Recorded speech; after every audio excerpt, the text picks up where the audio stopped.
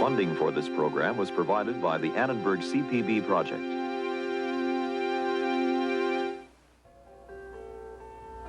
It was a time rather like ours of large impersonal states and individuals who felt lost in them, a time of consumption, brutality, sophistication, experimentation, and trying to find justification and consolation in religious cults.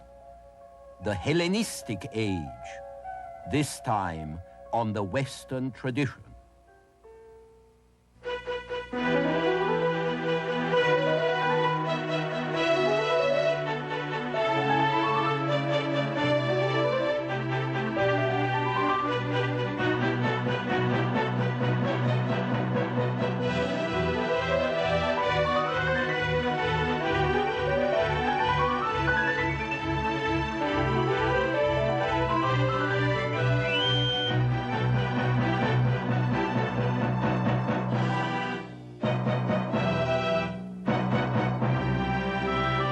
Now, UCLA professor Eugen Weber's continuing journey through the history of Western civilization.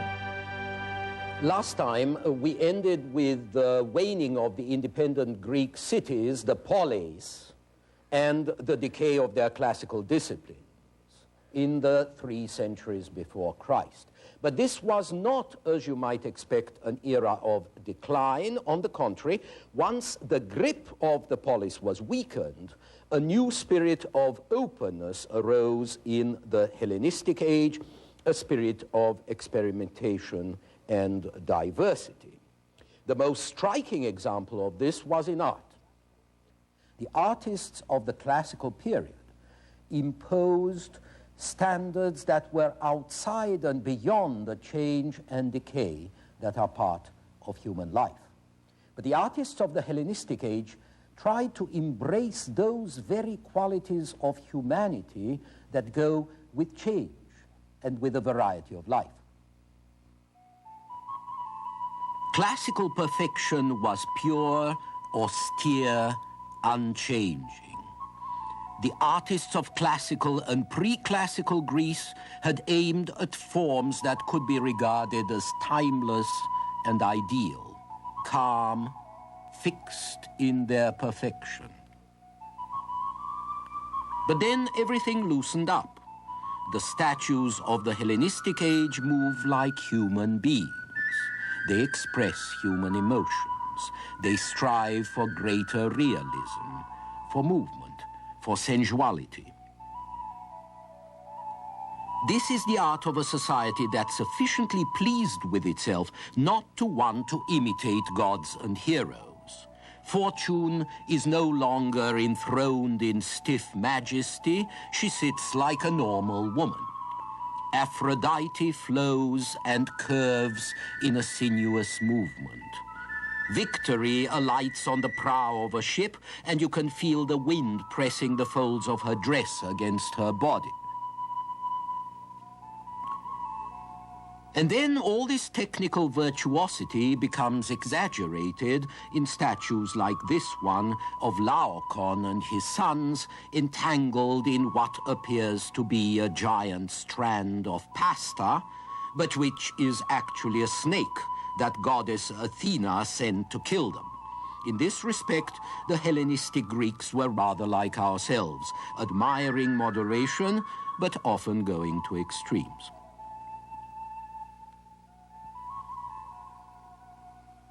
But if much of this art with its Baroque convolutions and grotesque sugary pathos is less admired than its classical predecessors, it's also more natural, more dramatic, more dynamic. And it is also more inclined to historical references. This is the first age of museums, collections, libraries, private and public, and of archaeology. So what some denounced at the time as fragmentation and alienation in a vast impersonal state, others appreciate as greater independence in a more open, less constricting society. Polis-directed art goes out, individual-directed art comes in. We get portraits in busts and paintings that are not idealized but lifelike. We get landscapes and still lives which would have been completely irrelevant when only gods and the polis mattered. And now the center of literary life is not Athens, as it had been for so long, but the new Hellenistic city of Alexandria, which produces psychological speculation and biography and autobiography. In this theatrical scene, lovers struggle not against gods, but against parents and rivals, and the references are not to higher values, but to wills and dowries and stolen letters, as in modern entertainment. And the public also wants happy endings, not just the inevitably grim misadventures of classical Greek tragedy. There is a wider market for art now, and there is a greater variety in public taste. It's less grand, less noble than that of the 5th or 6th century BC. It mirrors a more vulgar society, insecure, uneasy, excited, but livelier, much like our own. Another familiar aspect of the Hellenistic world is that one's social experience in the community had shifted from an accessible human scale where you could affect your environment if you wanted to a fragmented, depersonalized society. If you wanted to lead a good life, you could no longer say, as Plato said, let's make a good society make good men lead good lives. And if you wanted to play a part in the world, you could no longer just stay in your polis because the polis mattered less and less. You had to enter the service of one of the great kings who ruled in Macedonia or Egypt or Syria. These kings now ruled so many different peoples that they were practically forced to take over the Oriental tradition of a godlike king because that alone could bind so many different territories and tribes and cities to their rule. Even the lesser kings had pretensions based on Alexander's claims to divinity. But such pretensions were completely contrary to Greek values, so something had to give. And if it wasn't going to be the kings, it was going to have to be the Greeks. In the 4th century BC, when Alexander wrote back to Greece asking to be worshipped as a god, the Spartans, for one, took it calmly with a mixture of practicality and skepticism. If he wants to be a god, they said, let him be god. You can see where this led by looking at Antiochus I of Commagene, a Hellenistic king of the 1st century BC. When he built his tomb at Nemrut Dag, which is now in Turkey, Antiochus cut off the top of a mountain 8,200 feet high and had it replaced with a tumulus, a grave mound 400 feet high, with colossal statues of Greek and Persian gods in whose midst he sits enthroned, a god among the gods. Hubris on this scale was a radical break with the Greek tradition of moderation. It also offended Greek ideas of the dignity of free men, subject only to the laws of the polis. But the days of the autonomous polis were long gone. Now the power rested with the kings. So the problem arose, how was a free-thinking man supposed to adapt himself to the new situation? What should he do if he wanted to live as a good man, an honest man, stand by his principles? Should he remain aloof? Should he act? And if he was going to act, by what rules should he act? This is the problem of the various Hellenistic schools of philosophy, the problem they had to face. And while they answered it differently, they all agreed that man must find the source of freedom and justice within himself. Freedom in classical times consisted of obeying the law of your city and its gods. But in the Hellenistic age, it would have to consist of an internal freedom that comes from being at one with the cosmic order and with oneself. The wise man is free even if he is a slave, as long as he can establish and retain his eternal freedom. If he is his own master, then he has no master. No human can intimidate him. Passions, fears, greed, desires cannot shake his equanimity. He doesn't feel the slings and arrows of outrageous fortune. Indeed, he learns not to worry about chance or fate or fortune at all, because he is more autonomous than any polis could be. The Cynics, whose best-known representative was the philosopher Diogenes, had one of the many recipes for achieving such autonomy and detachment. Essentially, the Cynics believed in being poor, rude, and unconventional, dropping out of society, avoiding family or any kind of property, and begging to stay alive. Diogenes himself lived in a barrel or whatever other shelter he could find in the Athens streets. This is a 16th century depiction of a famous story about him, in which Alexander comes to ask if there's anything he can do for the old man, at which point Diogenes asks him to get out of his light. This is one way to avoid fate: give up everything and be rude to others.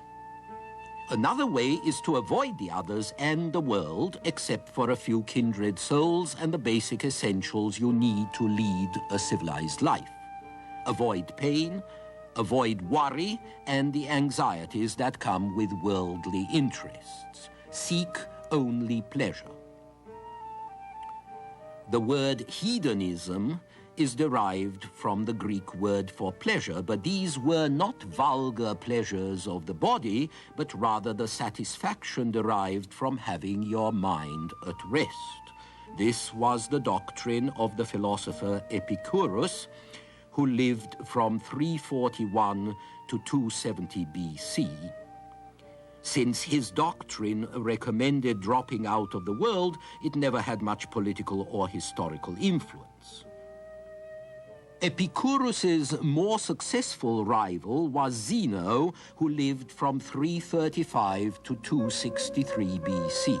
It's significant that where Epicurus taught his philosophy in a private garden, Zeno taught his in a public arcade, a stoa like this one.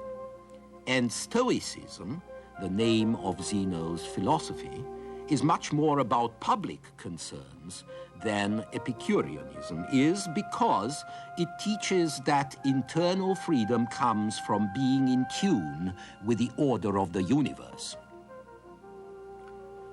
Perceive the cosmic order, says Zeno. Grasp the ruling will of the universe, then submit to it, and you are free. That, at least, was the Stoics' view of spiritual autonomy. But they also believed that you couldn't just ignore the world outside, because it was a reflection, however pale, of the cosmic order. And the wise man, they taught, can see the relationship between the two. It's the wise man's duty to restore and improve order in the world around him, to bring the everyday world in line with the cosmos, to counsel the despots who have power to act, and so turn kings into philosophers. So, where the Cynics were anarchists and the Epicureans were passive contemplators, the Stoics were conservative political activists who, rather as the Puritans were going to do, cheerlessly took on the burdens of the world. Yet, however reluctant the Stoic appears, his philosophy is positive because he teaches that a higher order governs the world and that it's the duty of good men to uphold the nobler values which are their own reward. A 3rd century biographer of Greek philosophers, Diogenes Laertius, listed the principles of Stoic philosophy. He wrote, "The end may be defined as life in accordance with nature, or in other words, in accordance with our own human nature as well as that of the universe. A life in which we refrain from every action forbidden by the law common to all things, that is to say, the right reason which pervades all things." Now this Stoic belief in a moral law of nature comprehending all people was then translated into Roman legal terms, and it became the sanction behind large-scale government, and it was passed on to the Middle Ages and beyond.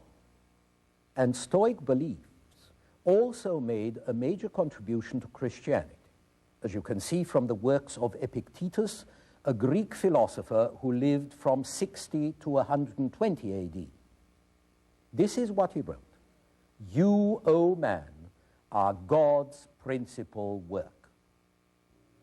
You are a distinct portion of the essence of God and contain a certain part of him in yourself. Why then are you ignorant of your noble birth? It is within yourself that you carry him, and you do not observe that you profane him by impure thoughts and unclean actions?" In the meantime, however, there is another darker aspect of the Hellenistic period, the persistence and popularity of primitive mystery religions. These women are participants in Dionysiac cult rites. Only the initiated learn the secrets to the mysteries of life, and so only they are afforded salvation.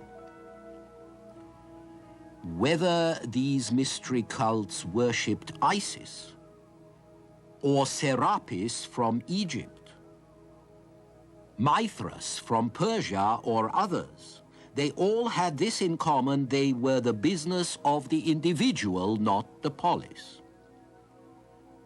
They took no account of political responsibilities, and they bound people together in communities of worshippers quite independent of the state religion. The simplest of these were the good old earth religions like the Eleusinian cult you see depicted here, or the Dionysiac cults.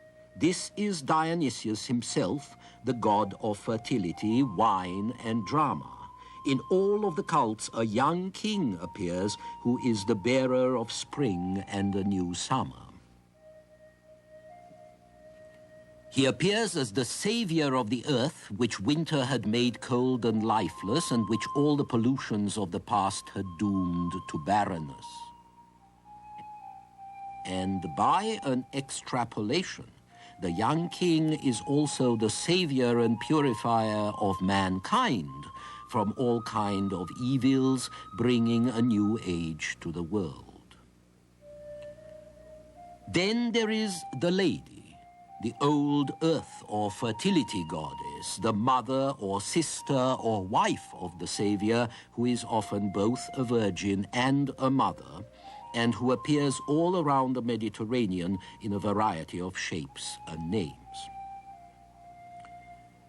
Lastly, there are the heavenly bodies, the sun, seen here in his chariot, the moon, the stars represented by these boys who dive out of sight when the dawn comes. Over the centuries, this worship came gradually into contact with a more definite sun worship of Persia, and eventually it brought us the cult of Mithras, the unconquered sun, who is seen here slaughtering a bull to guarantee the return of the seasons. Mithras became particularly popular in Rome in the 2nd century and proved to be the chief rival of Christianity. After the sun, there were the planets in their 7 spheres surrounding the Earth. Their movement reflected the will of providence. Their power affected everything, even the days of the week. Next to these heavenly bodies, life and human endeavor are a vain thing. So the religion of later antiquity becomes absorbed in plans of escape from the prison of Earth, her sister planets, and the other lesser stars. Men and women are the sport of fate and chance, to say nothing of the native ills and demons of the earth. But if you could move away past the sphere of the earth, past the sphere of the moon and of the other rulers of the universe, then you could get to the sphere of the ultimate God, whatever his name may be, where there is true being and freedom. And more than freedom, the ultimate union with God. The kind of knowledge which would enable you to get to this point must be taught. Men must be initiated, as in this ceremony in a temple of Isis. So here you have priests and prophets and teachers. But above all, you have the figure of a redeemer, a godly savior, who is connected with figures like Attis or Adonis in Asia Minor, Osiris in Egypt, Dionysius in Greece, and the special Jewish idea of the Messiah who would save the chosen people. This Redeemer has various names, particularly that of Christos, of anointed. And above all, he is in a very profound sense man, or the Son of Man, even though he is also a God. The logic goes this way. Since the ultimate unseen God, spirit though he is, made man in his own image, it follows that God is himself man.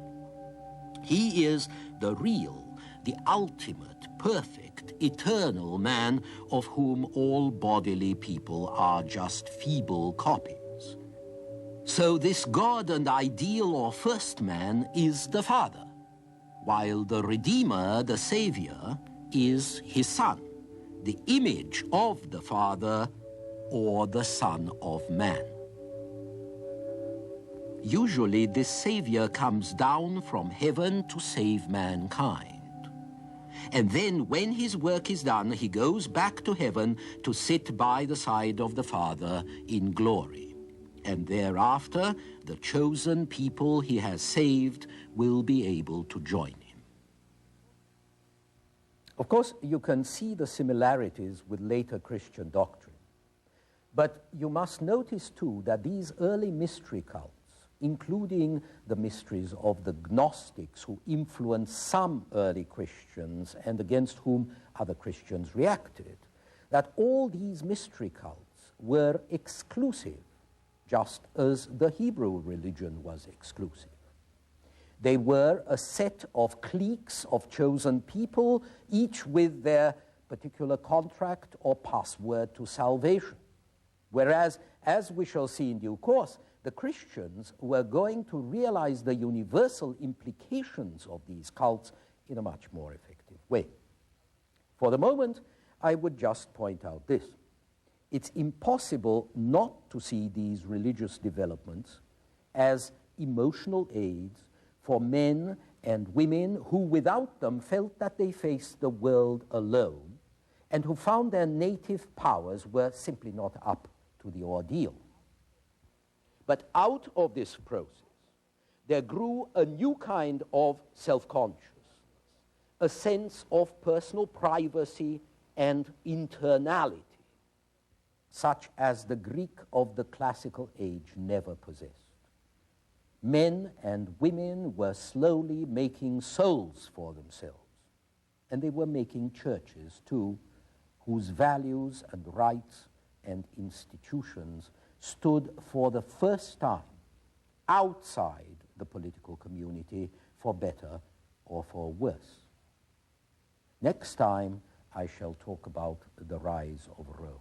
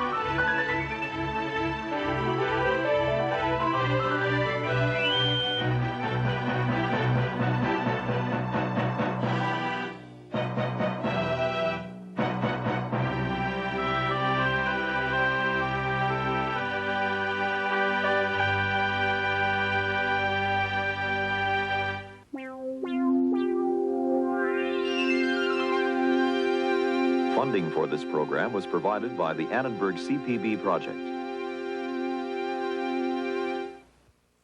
For information about the Western Tradition television course, transcripts, pre-recorded video cassettes, off-air taping, or related books based on the television series, viewers should call the Annenberg CPB project's 1-800-LEARNER telephone number or write to the Annenberg CPB project, 1111 16th Street Northwest, Washington, D.C. 20036. This is PBS.